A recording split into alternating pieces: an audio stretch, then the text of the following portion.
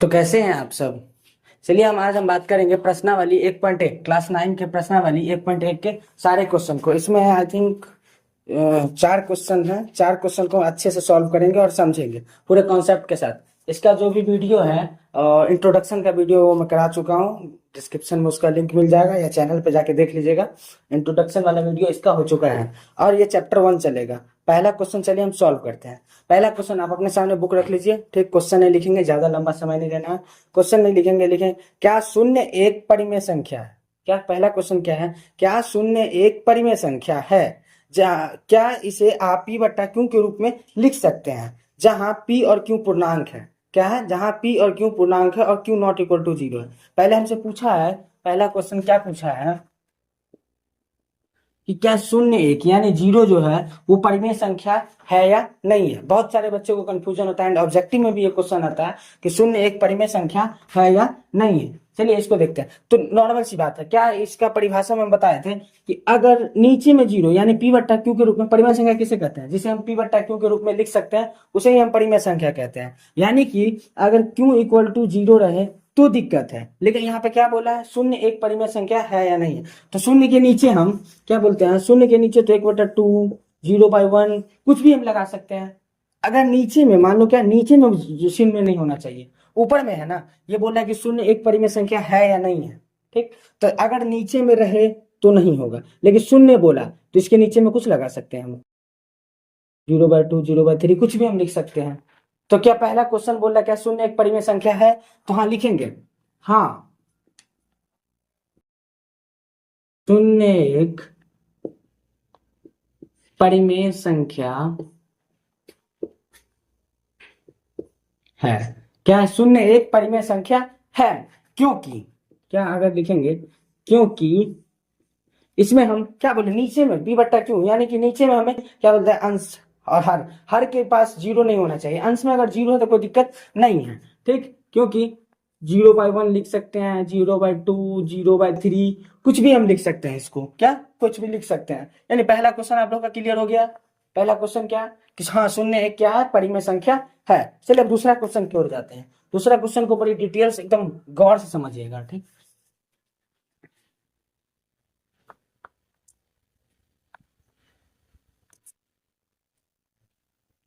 दूसरा क्वेश्चन है इसमें कि 3 और 4 के बीच 6 परिमेय संख्या ज्ञात कीजिए। क्या है, 3 और 4 के बीच 6 परिमेय संख्या ज्ञात कीजिए, ठीक। इसमें हम क्वेश्चन बनाते हैं 3 और 4 के बीच 6 परिमेय संख्या। इस तरह का क्वेश्चन बहुत बार आता रहता है।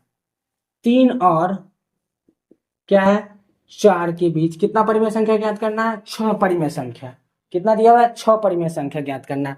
तो चलिए इसको गौर से समझते हैं हम, अच्छे से कॉन्सेप्ट के साथ समझते हैं। जब ही बोले कि कोई भी संख्याओं के बीच परिमेय संख्या ज्ञात करना है, इस तरह का क्वेश्चन जब आए, और उसमें पहले सबसे पहला ध्यान देना है कि कितना परिमेय संख्या बोला गया ज्ञात करने के लिए।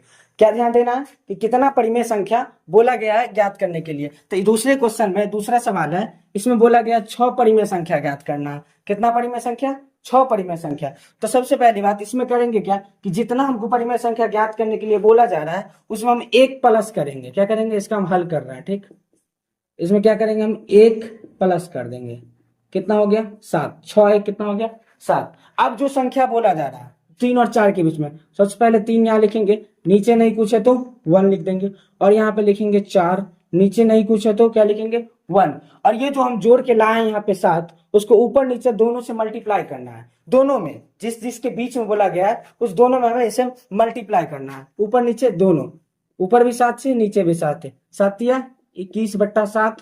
और फिर यहाँ करेंगे हम 7 7 7 चौक 28/7। सबसे पहला ध्यान क्या देना है आप लोग को कि यहाँ पे जो जितना संख्या हमें बोला गया है, जितना संख्या हमें ज्ञात करने के लिए बोला गया है उसमें 1 ऐड करना है। क्या करना है, 1 को जोड़ना है। उसमें 6 बोला गया, 1 जोड़े तो आ गया कितना, 7 आ गया। चलिए 7 या 21 बट्टा में कितना आ गया, 7। नीचे में नहीं कुछ था, 7 चौक 28 और बट्टा में कितना आ गया, 7। चलिए अब इसको हम डिटेल से लिखते हैं। अब इसके बीच में परिमेय संख्या ज्ञात करते हैं। कैसे, 21/7 हो गया, और यहाँ पे हो गया 28/7।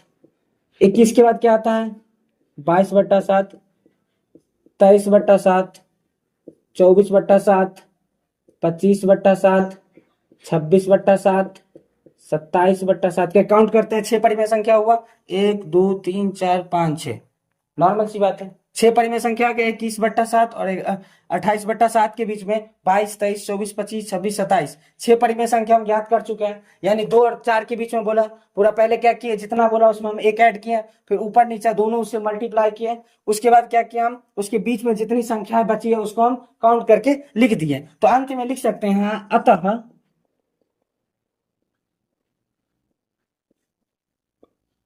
परिमेय संख्या बराबर 22/7, 23/7, 24/7, 25/7, 26/7, 27/7, 28/7। ठीक, क्या है, 22/7, 23/7, 24/7, 25/7, 26/7, 27/7 और 28/7। यहां तक कि क्या हो गया, सारा परिमेय संख्या हम लिख लिए। मुझे 6 परिमेय संख्या बोला था ज्ञात करने के लिए, 6 का 6 ज्ञात हो चुका है। 1 2 3 4 5 6 7। चलिए इस क्वेश्चन को समझ गया। अगर इसमें भी आपको अगर समझ में ना आए तो इसका जो तीसरा क्वेश्चन है सेम इसी तरीके का है, तीसरा को भी हम सॉल्व करेंगे, उसमें आप लोग समझ सकते हैं। ठीक, चलिए तीसरा क्वेश्चन की ओर हम चलते हैं।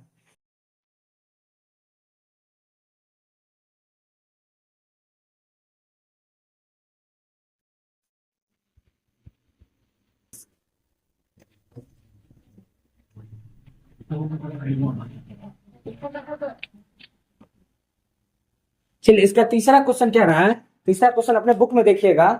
तीसरा क्वेश्चन बोल रहा है कि 3/5 और 4/5 के बीच, 3/5 और 4/5 के बीच, 3/5 और 4/5 के बीच 5 परिमेय संख्या ज्ञात करना है। कितना परिमेय संख्या ज्ञात करना है, 5 परिमेय संख्या। तो इसमें बोले थे क्या, कोई भी संख्या बोले कितना और कितना के बीच में, उसको ध्यान देने से पहले ये ध्यान देना है कि उसमें बोला गया है कितना परिमेय संख्या ज्ञात करने के लिए।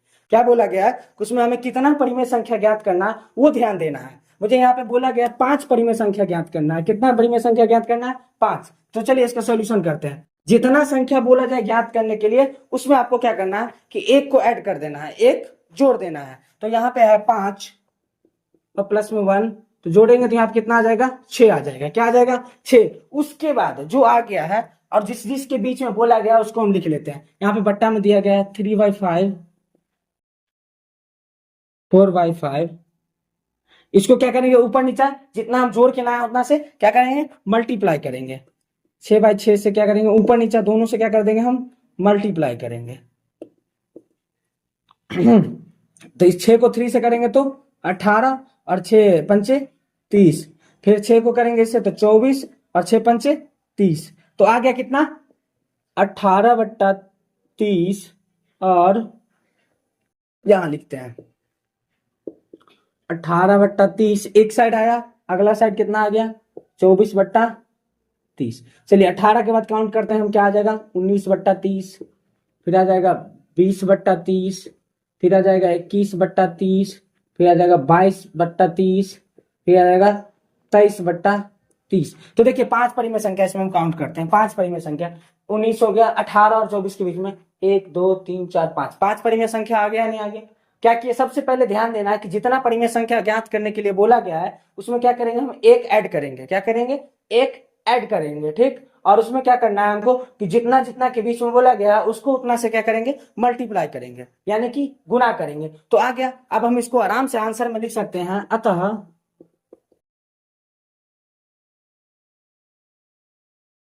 परिमेय संख्या बराबर 19/30, 20/30, 21/30, 22/30, 23/30। तो देखिए तो 5 परिमेय संख्या ज्ञात हो गया कि हो गया, 1 2 3 4 5, अतः 5 परिमेय संख्या भी यहाँ पे लिख सकते हैं। तो क्या तीसरा क्वेश्चन क्लियर हो गया, कोई दिक्कत नहीं, दिक्कत। तो चलिए इसमें हम एक दो होमवर्क देते हैं। अगर ये आपको समझ में आ गया होगा तो देखिए वीडियो पॉज करके क्वेश्चन ट्राई कर लीजिएगा। जैसे कि अगला क्वेश्चन क्या था, 2 और 3 के बीच में 5 परिमेय संख्या ज्ञात करना। क्या, 2 और 3 के बीच में क्या, 5 परिमेय संख्या ज्ञात करना। और 4/5 और 5/5 के बीच 6 परिमेय संख्या ज्ञात करना। कितना परिमेय संख्या, 6 परिमेय संख्या। या आप लोग के लिए होमवर्क की तरह से रहा, या वीडियो पॉज करके इस क्वेश्चन को ट्राई कर सकते हैं, जिससे आपको पता चलेगा कि ऊपर का समझ में आया या नहीं आया। 2 और 3 के बीच 5 परिमेय संख्या ज्ञात कीजिए और 4/5 और 5/5 के बीच कितना 6 परिमेय संख्या ज्ञात कीजिए। चलिए अब हम इसको मिटाते हैं और इसका जो लास्ट क्वेश्चन बचा हुआ है चौथा, ठीक, चौथा में सत्य और असत्य, इसमें हमको बताना है नीचे दिए गए कथन सत्य है या असत्य है, कारण के साथ उत्तर दीजिए। तो चलिए हम चौथा क्वेश्चन को देखेंगे। अपने सामने बुक रखा कीजिए और समझिए।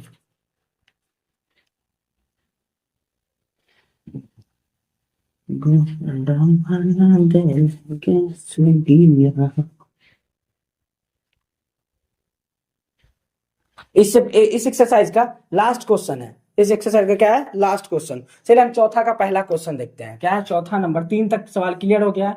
चौथा का पहला क्वेश्चन क्या पूछा, सत्य और सत्य क्या क्या बोल रहा है। पहला क्वेश्चन बोल रहा है कि प्रत्येक प्राकृतिक संख्या, क्या है, प्रत्येक प्राकृतिक संख्या एक पूर्ण संख्या होती है। क्या बोल रहा है, प्रत्येक प्राकृतिक संख्या एक पूर्ण संख्या होती है, ये हमको पता करके बताना। तो प्रत्येक प्राकृतिक संख्या, तो प्राकृतिक संख्या डिटेल्स में देखिए, प्राकृतिक संख्या 1 2 3 4 5 कंटिन्यू चलता चलाएगा, और पूर्ण संख्या 0 से 1 2 3 4 5 कंटिन्यू चलता जाएगा। तो इसमें क्वेश्चन में दिया क्या गया कि प्रत्येक प्राकृतिक संख्या एक पूर्ण संख्या है। तो देखिए इसका प्राकृतिक संख्या हो गया 1 2 3 4 5, पूर्ण संख्या होगा 0 1 2 3 4 5, ठीक। तो ये पूर्ण संख्या होगा, ये प्राकृतिक संख्या हो गया। तो कैसे नहीं है, पूर्ण संख्या में पूरा प्राकृतिक संख्या आ रहा है या नहीं आ रहा है। एक 0 से ये शुरू हो रहा है, 1 से ये शुरू हो रहा है, तो देखिए 1 के बाद 4 अंक मैच कर रहा है इसमें। तो इसका आंसर क्या होगा, सत्य है। क्या है, सत्य है। क्योंकि 1 2 3, क्योंकि कारण में क्या लिखेंगे, इसमें बोल रहा है कि प्रत्येक प्राकृतिक संख्या एक पूर्ण संख्या है। हाँ, ये बात सत्य है कि प्राकृतिक संख्या एक पूर्ण संख्या है, क्योंकि गिनती की संख्या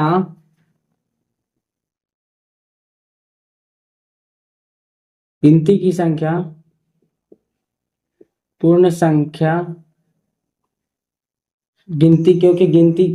क्योंकि ऐसे लिख सकते हैं, सॉरी, 1 2 3 ये सब पूर्ण संख्या भी है। ओके, क्या लिखना है, 1 2 3 ये सब क्या है, पूर्ण संख्या भी है। इसका और भी कारण लिख सकते हैं, क्योंकि ऐसे बोल रहे कि हाँ सभी प्राकृतिक संख्या जो होता है पूर्ण संख्या में आ जाती है, ऐसे लिख सकते हैं, क्योंकि सभी प्राकृतिक संख्या पूर्ण संख्या में आ जाती है, ऐसे भी लिख सकते हैं। या 1 2 3 या गिनती की सारी संख्याएं पूर्ण संख्या में होती है, ये भी आप इसको लिख सकते हैं। चलिए हम दूसरा क्वेश्चन इसमें समझते हैं। दूसरा क्या है, दूसरा बोल रहा है कि क्या प्रत्येक पूर्णांक एक पूर्ण संख्या है। क्या बोल रहा है कि प्रत्येक पूर्णांक एक पूर्ण संख्या है। तो चलिए इसको हम एग्जांपल से समझते हैं। पूर्णांक में आपको आ जाता है जैसे 0 से पहले 1 2 3 4 5, और इधर माइनस में 1 माइनस में 2 माइनस में 3 माइनस में 4 सारा आ जाता है। लेकिन पूर्ण संख्या में क्या है, लेकिन पूर्ण संख्या में क्या बोला, प्रत्येक पूर्णांक एक पूर्ण संख्या है। लेकिन पूर्ण संख्या में क्या होता है, 0 1 2 3 4 5 ऐसे कंटिन्यू चलता चला जाता है। तो देखिए प्राकृतिक पूर्णांक में क्या है, पूर्णांक में जो है पूरा माइनस वाला है, प्लस वाला भी है, लेकिन क्या है पूर्ण संख्या में क्या है, सिर्फ प्लस वाला है। क्या है, सिर्फ प्लस वाला है, ठीक। पूरा 0 से काउंटिंग शुरू होता है, 0 से बैक भी आता है, पीछे भी आता है। ये 0 से पीछे आएगा, पूर्ण संख्या 0 से पीछे आएगा, बिल्कुल नहीं आएगा, ठीक, बिल्कुल नहीं। तो क्या लिखेंगे, ये असत्य है, क्योंकि -2 एक पूर्ण संख्या नहीं है। कुछ भी डाल सकते हैं, -2 -1 -5, आपको जो मन में आए, जो समझ में आए वो डाल सकते हैं। चलिए दो क्वेश्चन क्लियर हो गया आप लोग के लिए। चलिए अब हम चलते हैं तीसरा क्वेश्चन की ओर। क्या बोल रहे हैं, तीसरा क्वेश्चन की ओर चलते हैं। तीसरा क्वेश्चन क्या है इसमें कि प्रत्येक परिमेय संख्या एक पूर्ण संख्या होती है। क्या बोल रहा है, प्रत्येक परिमेय संख्या एक पूर्ण संख्या होती है। तो परिमेय संख्या का परिभाषा क्या है कि P/Q के रूप में जो भी संख्या होती है वो क्या होता है, परिमेय संख्या होते हैं। अपूर्ण संख्या का परिभाषा क्या होता है, जो 0 से गिनती शुरू होती है उसे हम पूर्ण संख्या बोलते हैं। तो चलिए एक चीज समझते हैं हम, ये पूर्ण संख्या है। क्या है, ये पूरा पूर्ण संख्या है, ठीक। 0 1 2 3 4 5 पूरे से काउंटिंग शुरू होता है। अगर इसी में हम ये 1/2 मान लेते हैं, ये प्राकृतिक संख्या, सॉरी ये परिमेय संख्या है। क्या है, ये परिमेय संख्या। ये परिमेय संख्या। चलिए इसको हम भाग देंगे तो 0.5 आएगा। क्या आएगा? 0.5। क्या गिनती की संख्या में 0.5 कहीं पे है? गिनती की संख्या में 0.5 कहीं पे है? नहीं है। तो इसका मतलब क्या होगा कि प्रत्येक जो परिमेय संख्या है वो पूर्ण संख्या नहीं हो सकती है। जो परिमेय संख्या, प्रत्येक परिमेय संख्या है वो क्या? पूर्ण संख्या नहीं हो सकती है। तो ये भी क्या हो गया? असत्य है। क्योंकि क्या है? क्योंकि 1/2 एक पूर्ण संख्या नहीं है। क्या पूरा सही है? पूरा समझ में आया आप लोग को? एक बार मैं चेक कर लेता हूँ कहीं कुछ गलत तो नहीं है।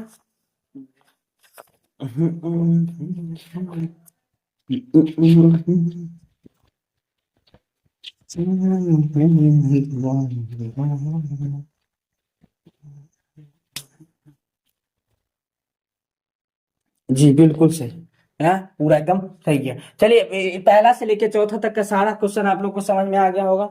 कोई दिक्कत, कोई समस्या, कोई परेशानी इसमें नहीं होना चाहिए। कारण के साथ पहला क्वेश्चन हो गया, दूसरा क्वेश्चन हो गया, तीसरा, चौथा, ये पूरा चैप्टर पहला एक्सरसाइज जो 1.1 है पूरा खत्म हो चुका है। इसमें मैंने होमवर्क भी दे दिया आप लोग के लिए। अगर आप लोग इसमें कुछ ट्राई करना चाहते हैं तो इसका उदाहरण बना के देख सकते हैं। उदाहरण बन जाएगा, नॉर्मल सी बात है। ये वीडियो ये पसंद आया होगा तो लाइक कमेंट अपने दोस्तों में शेयर कर देना इसको, क्योंकि और भी लोग बिहार में फ्री में शिक्षा में जुड़ जाए, अच्छा रहेगा। चलिए धन्यवाद।